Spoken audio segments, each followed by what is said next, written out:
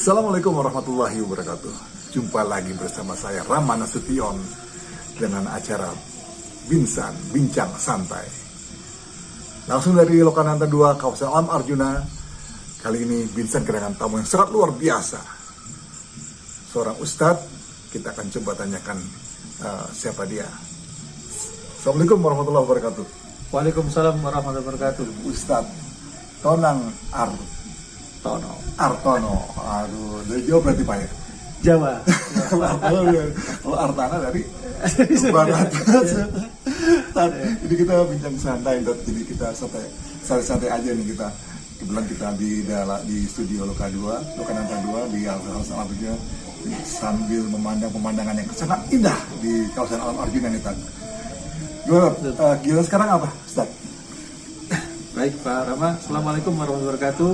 Assalamualaikum warahmatullahi wabarakatuh. Allah. Saya sehari-hari ada di sini Pak Rama. Masya Allah. Senin sampai Minggu, kecuali ada tugas yang lain. Siap. Dan aktivitasnya kebetulan di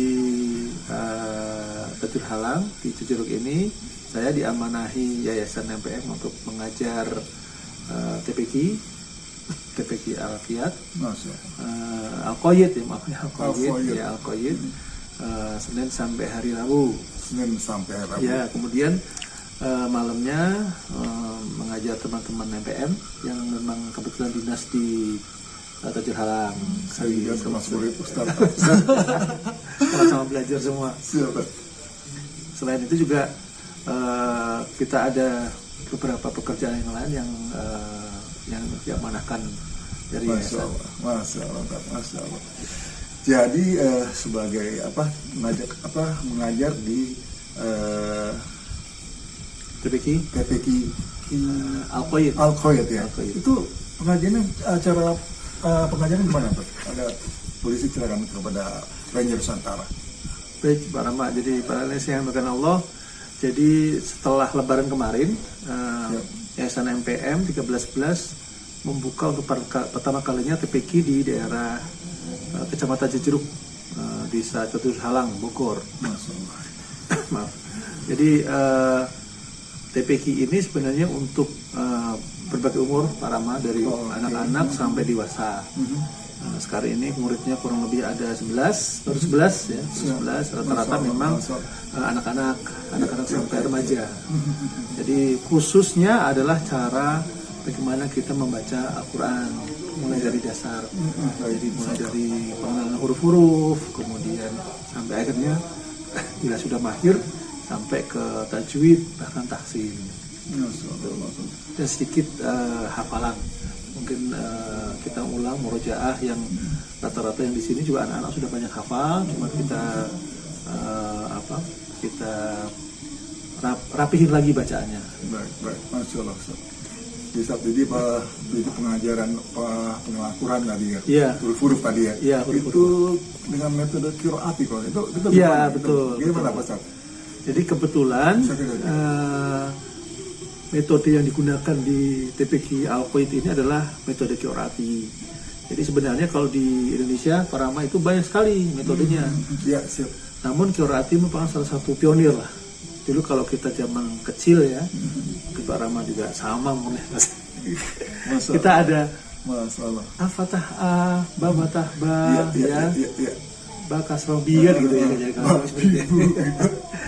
Sebenarnya cikal bakalnya adalah di sana. Kalau itu namanya metode Baghdadiyah lah, metode Badi. Kemudian berkembang tahun 80-an di Semarang itu ada metode qiraati. Itu pencetusnya Kiai Dahlan Zarkashi. Juga mencetuskan mengajarkan Quran itu kan itu mudah. Jadi sehingga diajarkannya juga dengan cara yang mudah. Anak-anak mulai dari 3 tahun sampai dewasa juga harus bisa. Iya. Sehingga tidak menjadi beban anak-anak belajar itu. Iya. Harusnya harus seperti itu. Seperti halnya bahwa Al-Quran itu diturunkan dengan mudah dan tentunya bisa dipelajari. Gitu. Jadi tadi Ustadz sampaikan bahwa di berbagai usia ya. Jadi kalau usia kayak ya di atas 50 gitu kayak saya gitu gimana bisa? Sebenarnya kalau dari awalnya qiraati untuk anak umur 3 tahun Pak Rama. Ya kalau kita ibaratkan anak-anak itu kan makannya bubur ya. Bubur kan untuk bisa untuk anak-anak sampai dewasa. Iya, Ya sama. iya, Jadi qiraat ini iya. bisa pada dasarnya untuk anak-anak, tapi apalagi dewasa harusnya makin bisa lagi gitu. Itu untuk tahapan-tahapannya itu berapa lama tuh kira-kira pembelajaran dari metode qiraat itu? Ya, sebenarnya memang mohon maaf, agak ini dingin di sini. Iya. Sudah beberapa hari ini hujan terus di sini. Jadi memang qiraat ini keunggulannya di metodologi. Ya, jadi siapapun gurunya yang telah bersyahadah, yang telah mendapatkan syahadah bisa mengajar. Jadi metodologi ini merupakan kekuatannya qiraati dan sudah ada kurikulumnya. Kadang-kadang bagi para guru-guru yang sudah mahir membaca Al-Quran, tapi tidak tahu dari mana mengajari anak-anak, apalagi 3 tahun. Nah, qiraati ini punya metode. Metode ini sudah dibakukan dan memang harus para guru harus menjalankan. Jadi tahapannya mulai dari ada yang klasikal, ada yang privat, kemudian ada yang menggunakan alat peraga berupa untuk klasikal biasanya menggunakan alat peraga, kalau yang privat biasanya menggunakan buku. Kemudian setiap hari pembelajaran itu dibagi per bagian. Jadi baca bareng-bareng dulu, kemudian nanti kita cek random ke murid yang kira-kira bisa tidak dan sebagainya. Kemudian kalau ditanya tahapannya, kita ini qiraati ada 4 buku, ada yang 6 buku. Nah, kita di TPQ Al-Qaid ini pakai 6 buku untuk jilid 1 sampai 6. Ya, khususnya nanti jilid setelah itu kita masuk ke juz 27. Jadi memang juz 27 itu banyak ayat-ayat pendek dan kalau untuk anak-anak karena nafasnya pendek, dia dilatih untuk membaca tartil dengan ayat-ayat yang pendek. Rata-rata di ayat Quran di juz 27. Betul. Kemudian habis juz 7 masuk ke Qorib. Qorib ini lebih kepada muskilat ya, hal-hal aneh lah ya. Karena bukan hal aneh, hal-hal yang jarang. Jadi mungkin di Quran ada beberapa. Contohnya beberapa ayat-ayat yang kita kalau menemunya di Quran cuma satu-satunya gitu. Kita ada beberapa kita bahas di sana. Kemudian habis itu tajwid, masuk ke tajwid itu hukum-hukum. Ya, habis itu sudah selesai. Hanya tahapannya 6 jilid tambah juz 27, kemudian ada qorib, tajwid, kemudian Quran. Dari Quran mungkin diperlancar lagi. Gitu Pak. Kurang lebih kalau ditanya berapa lama orang bisa belajar dari tidak bisa, kemudian bisa mahir secara kurikulum ya, karena qiraati punya metode secara kurikulum kurang lebih sekitar setiap buku itu kurang lebih 3 bulanan, kurang lebih. Itu pun dengan catatan dia masuk Senin sampai Jumat. Iya. Jadi kalau diajarkan Senin sampai Jumat itu kurang lebih sekitar 2 tahunan. 2 sampai 3 tahun lah, 2 tahun something bulan. Jadi bisa lulus, selesai, kemudian ada ujian. Jadi dia yang mengajar di qiraati itu kalau mau naik buku, mau ganti buku bukan gurunya yang uji, tapi ada penguji dari luar. Sehingga kita bisa tahu kualitas bukan hanya murid tapi gurunya, karena di qiraati itu tidak ada murid yang bodoh para mas, yang ada guru-guru yang tidak bisa mengajar. Jadi yang dievaluasi itu gurunya. Kalau muridnya nggak lulus, ini kenapa nih? Apa metode yang salah? Apa yang gurunya kurang lengkap mengajarkannya? Jadi jangan khawatir kalau kita nggak bisa terus, berarti misalnya bukan muridnya. Bukan. Jadi gurunya. Yang dievaluasi gurunya. Kenapa muridnya nggak pinter-pinter begitu? Jadi jangan khawatir. Ranger Nusantara kalau belajar qiraati kita nggak bisa sampai 2 tahun, berarti gurunya yang bisa. Untuk dewasa sebenarnya nggak harus setiap hari Pak Rama ngajar belajarnya. Jadi kalau di metodologi qiraati, kalau yang dewasa itu ukurannya biasanya SMA lah ya. Itu tidak harus setiap hari, seminggu sekali aja. Karena rata-rata kalau dewasa itu cara penangkapnya lebih cepat ya. Walaupun anak-anak itu kadang-kadang kan dia, apalagi kita sudah biasa bahasa tulisan huruf-huruf Indonesia lah ya. Itu kalau kita belajar Quran udah gede, seminggu sekali cukup. Seminggu sekali. Ya, paling 1,5 tahun insya Allah udah selesai kalau dewasa. Masalah. Kadang-kadang satu pertemuan bisa, kalau anak-anak satu pertemuan itu paling 1 halaman 2 halaman, maksimal 3 halaman. Tapi kalau dewasa kadang-kadang langsung bisa 5-6 halaman. Iya. Jadi di Qiraati itu Pak Rama, bahwa kita orang Indonesia itu kan lidahnya lidah Indonesia, logatnya orang Indonesia, orang Sunda, orang Jawa itu beda-beda itu kalau udah ngaji tuh. Bahkan ada beberapa kelemahan orang Jawa seperti huruf-huruf tertentu, yang si jim, koin, ya kan, itu orang Jawa lemah di situ. Ba, itu tebal-tebal semua itu. Kalau orang Sunda, fa, ya kan, kemudian suka ada belakangnya ada huruf k-nya misalkan. Aba jadi aba, nah itu orang Sunda tuh. Ada beberapa dan tipikal daerah itu masing-masing beda-beda. Nah, Qiraati ini standarnya sangat mudah, asal tidak ketukar huruf. Jadi ya panjang pendek benar. Kemudian tidak tawalut. Tawal itu misalkan kayak contoh di Al-Fatihah. Alhamdulillah, jangan alham, kan suka itu alham. Jangan tawalut. Ya, kemudian apalagi kol-kolah, haknya harus diberikan. Misalkan di surat Al-Ikhlas, Qul huwallahu ahad, keluarin ahadnya, dia itu dikeluarin. Itu selama itu terpenuhi dianggap sudah cukup.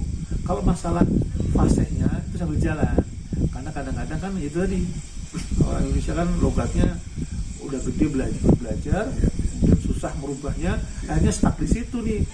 Akhirnya kalau belajar malas nambah-nambah halaman karena gurunya nggak bisa pindah, belum fasih gitu. Karena pada perjalanannya insya Allah nanti kalau semakin sering baca dia akan menyesuaikan. Nanti ada tahapannya setelah ini, kalau mau serius ada tentang makhrajul huruf, lebih detail lagi. Karena kalau di Qiraati nggak diajarkan posisi makhrajul, nggak diajarkan. Contoh gurunya aja. Kalau anak-anak kan nggak mungkin. Pak Rama misalkan keluarkan lidah, lidah keluar, mereka nggak ngerti gitu. Tapi yang penting dia dengar, kemudian kita dengar gurunya benar, udah cukup. Gitu. Jadi anak-anak susah diajarkan. Ujung lidah ketemu dengan gigi seri bagian atas, pusing mereka.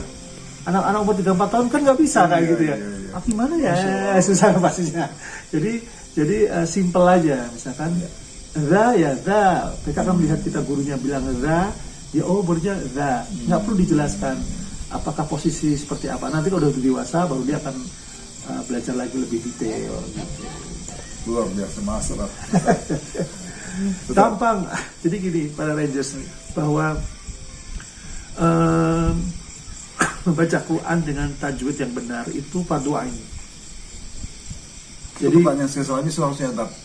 Motivasi apa kira-kira yang bisa disampaikan kepada Rangers? Silakan. Jadi fardu ain, kewajiban kita seperti halnya kewajiban sholat. Karena salah satu kenapa? Karena dalam sholat kita adalah Al-Fatihah. Al-Fatihah itu rukun sholat. Kalau Al-Fatihah ini benar, sholatnya benar. Kalau sholat ikut salah. Masalah. Jadi